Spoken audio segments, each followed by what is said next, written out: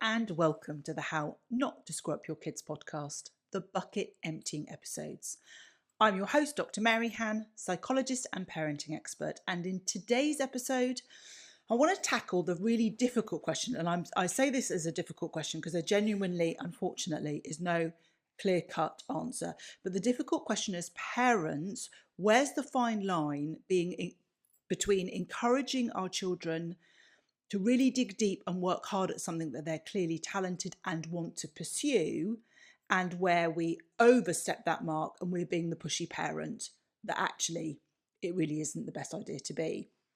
And this really came off the back of having watched the film, I think it's called Sir William, which looks at Venus and Serena Williams' father and how he was really instrumental in their rise to the global tennis champions that they are. And it really kind of made me think about how do we know as parents where that fine line is? And I'm really sorry to say there is no sort of distinct, definitive answer. I genuinely felt that having watched, and then obviously you'd expect me, I went and read a bit more around it, is that certainly from the video footage that was taken, the real video footage of not the film, but the video footage of the girls, Serena and Venus, when they were younger, it was really clear from the responses that they gave that they were very passionate about pursuing their tennis career. And I think in that sort of situation where you've got a child who's really articulate, is really clear that they have a passion for whether it's musician, whether it's theatre, whether it's a sport, whether it's a particular academic pursuit, when they really articulate it in lots of ways, it's quite straightforward. You know, we can then really step up and hold them to account. I think sometimes where the grey area comes in, which is I'm often asked, is where we see as parents that our children have an aptitude. They have a skill, they have a particular ability, they do particularly well at something, but our children don't actively seek, they don't want to necessarily pursue that. So let me just give you a couple of kind of things that might be able to help you make that decision as to whether you're a little bit more forceful in encouraging them or whether you take that step back.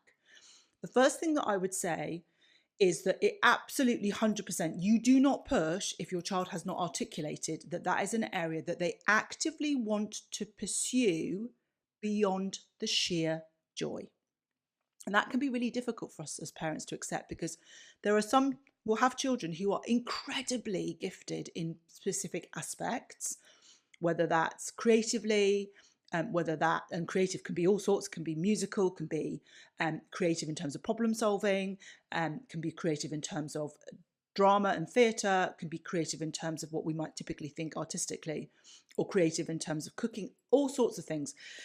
So, or our children may well be particularly gifted in a sort of athletic prowess.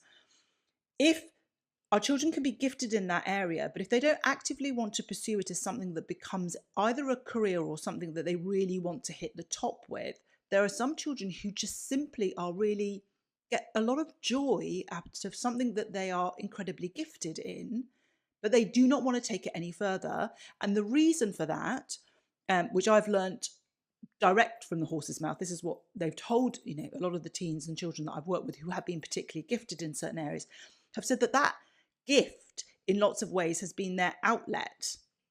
And instead, if that outlet is taken away and it suddenly becomes something that they take as an A-level or something they do at university, it loses that way of just being something that they use to decompress. So that's the first marker that we need to be aware of. Is it being driven by my child who wants to do it more than it simply being a bucket emptying activity and joy? They want to pursue that. So if they don't, and they're just simply seeing it for the joy, then it's about allowing them to do that and not pushing them in any other way. So that's the first thing I would say in terms of us sort of looking at this particular decision. The second thing is I think we need to be honest and take a bit of a step back and just ask ourselves, am I slightly living vicariously? Has my child got a talent for something that they have a particular gift in as well? And it's something that I had a talent and a gift in, and that I really regret my parents not forcing me, not pushing me, not encouraging me, because I could have been instead. And this is where we have to be really mindful, because we end up then living vicariously through our children and trying with that. We don't do it consciously, but we end up almost trying to live our dream out through our children. And that really isn't a helpful thing. Conversely, you might have a child who has a particular gift or talent, or maybe they don't even have a gift or a talent, but they really enjoy something and they would love to excel at it, really want to excel at it, and they don't yet demonstrate a very clear aptitude. They don't yet demonstrate a clear gift. If that is coming from your child and that's something that they really, really want to do, and they would like us to help them, then that's part of our responsibility as parents. Our children have told us that this is something that they want to do. So yes, we can then be a bit more forthright, but it needs to be a collaborative forthright in that, how are you going to acquire, the thing that you want to do requires what skills? What are the skills you currently have? What are the skills that we now need to work on in terms of helping you get to that next level? And then problem solving it with your children. Because the last thing we want to be doing is stepping in the way and telling our children, particularly if it's their dream, their aspiration, then it should be about them owning it. We can help problem solve, we can help pose questions, but it should be their dream as such to live out. And then the final thing that I would say is you might have a child who has a gift or no gift. They want to pursue something, but you're noticing that they're kind of taking a step back, they're withdrawing, they're not doing it. In these cases, it's difficult at this stage to be clear whether it is something we push or we don't push, because the reason why they're not pursuing it is to do with a lack of confidence. So let me just kind of go over that again, just so that you can understand. So this could be a child who wants to be able to pursue something, but is the thing that's actually holding them back is a lack of confidence and a lack of self-belief. If that's the case, then actually, and even if you're not entirely sure, but you've got a child who's really talented at something, but you're noticing that they're just not taking opportunities when they come around. They're not really putting themselves in that situation, but they talk about being really passionate about it.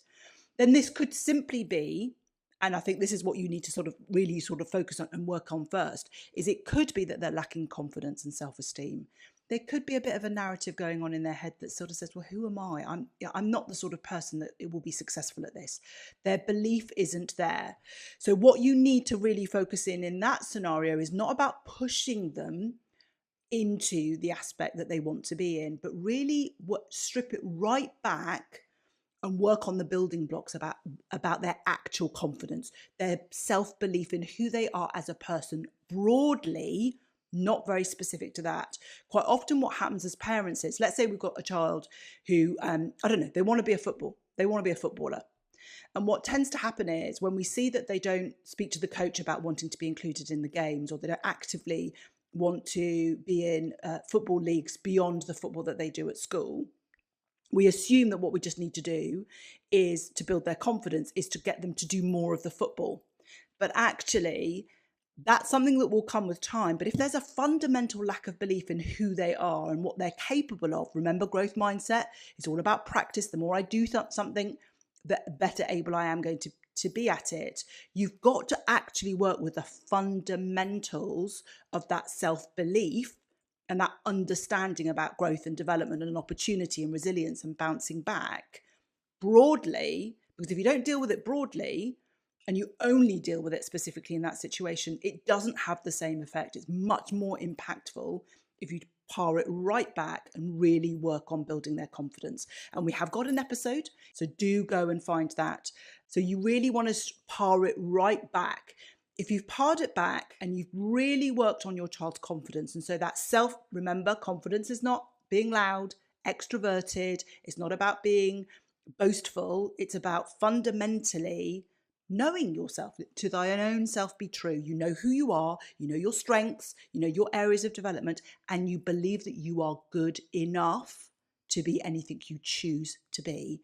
Once you've got that, if you're then finding that your child is not wanting to put themselves forward for things, it may well be that what they're actually doing is, it goes back to that first point, is that, do you know what they're doing is something that is actually joyful. It's something that they just want to do for the sheer joy of it, and they don't necessarily want to actively pursue the next level. So I hope that that's helpful, because I know it's a really difficult question. So often, I've talked quite honestly when I've done parenting talks about how difficult it is. My son was, built like an athlete, and yet was never interested. And I was really sporty. His father was really sporty. We were massively competitive in school, and he showed absolutely no interest. And it was so hard as a parent, because you're thinking, oh my God, you could just be incredible if you just applied yourself. But it wasn't his thing. His thing was elsewhere. He showed no interest, no pursuit of that. So that would have been 100% vicarious living through him and not allowing him to be his true self. So I know how difficult it can be. But I think fundamentally, if we provide that lovely nurturing foundation, if we help our children and our teens understand themselves and build that confidence, then they've got the foundations and the bedrock to then be able to go and do the things that they want to do. So I hope that that's helpful.